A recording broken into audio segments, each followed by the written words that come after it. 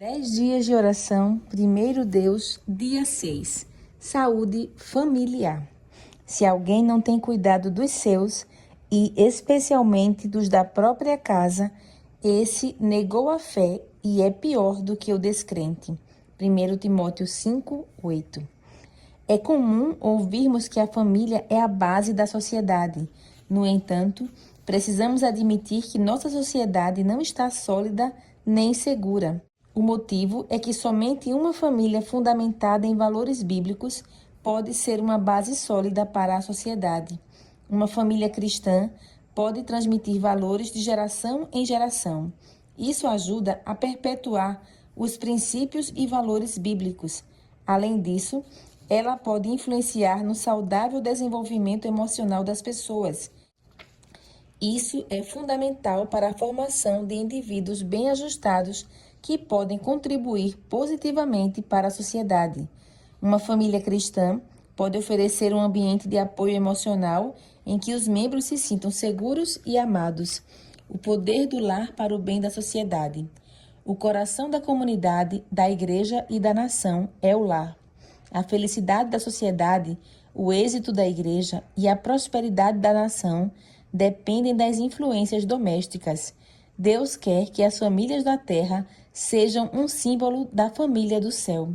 Os lares cristãos, estabelecidos e mantidos conforme o plano de Deus, estão entre seus meios mais eficazes para a formação do caráter cristão e para o avanço de sua obra. Mente, Caráter e Personalidade, página 130, volume 1. O círculo dos deveres para com a família e os vizinhos é o primeiro campo de ação para os que desejam empenhar-se na obra do erguimento moral de seus semelhantes. Não há um campo de ação mais importante do que o que foi designado aos fundadores e protetores do lar. Das obras confiadas a seres humanos, não há nenhuma que seja tão repleta de consequências de grande alcance como a obra dos pais. A juventude e a infância de hoje determinam o futuro da sociedade, e o que esses jovens e essas crianças hão de ser depende do lar. A falta da boa educação doméstica pode ser responsabilizada pela maior parte das enfermidades, da miséria e da criminalidade que flagelam a humanidade.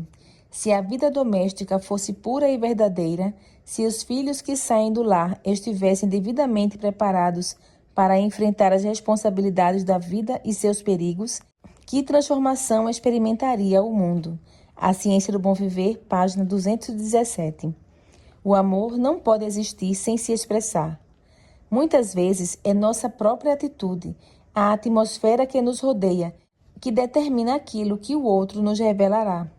Existem muitos que consideram a expressão de amor como uma fraqueza, mantendo assim uma reserva que repele os outros. Esse espírito detém a corrente de afinidade. Uma vez que os generosos impulsos sociais são reprimidos, eles ficam atrofiados e o coração torna-se desolado e frio. Devemos nos precaver contra esse erro. O amor não subsiste por muito tempo sem se expressar.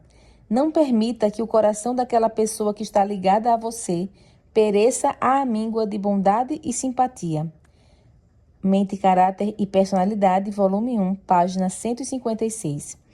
Embora possam surgir dificuldades, perplexidades e desânimo, nem o marido nem a esposa devem alimentar o pensamento de que sua união é um erro ou uma decepção. Resolva cada qual ser para o outro tudo o que é possível. Que as primeiras atenções continuem. De todos os modos, animem um ao outro nas lutas da vida. Cada um deve procurar promover a felicidade do outro. Que haja amor mútuo e mútua paciência. Então, o casamento, em vez de ser o fim do amor, será como que o seu princípio. A Ciência do Bom Viver, página 223.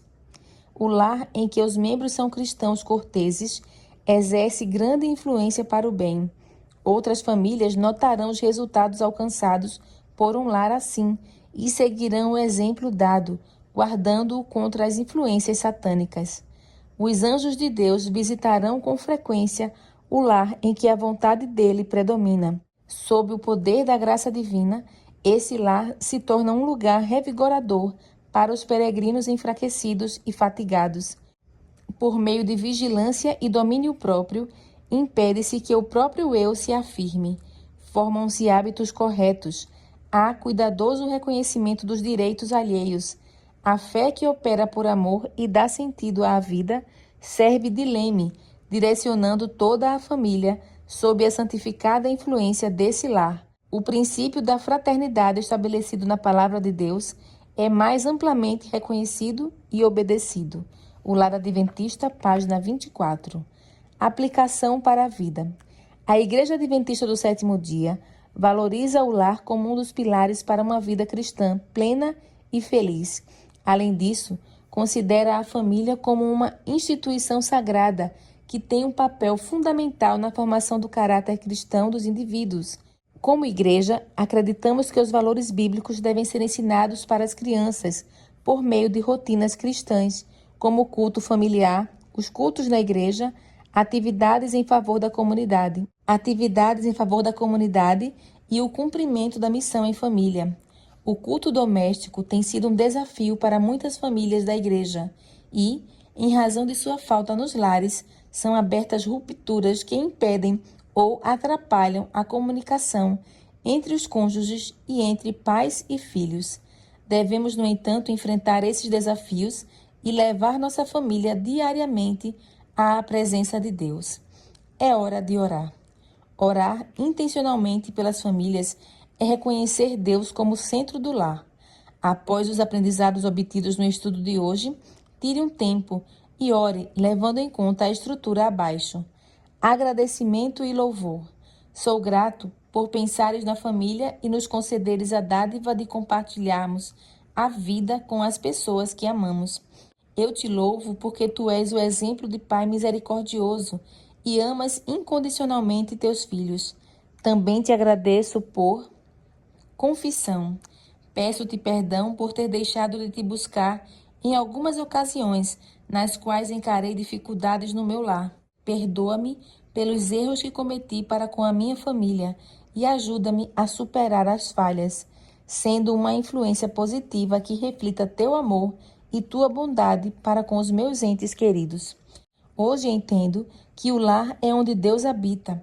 Faz morada em minha casa, Senhor. Orando com a palavra. Ajuda-me a entender o meu papel no lar como minha missão de vida, assim como me lembra a tua palavra.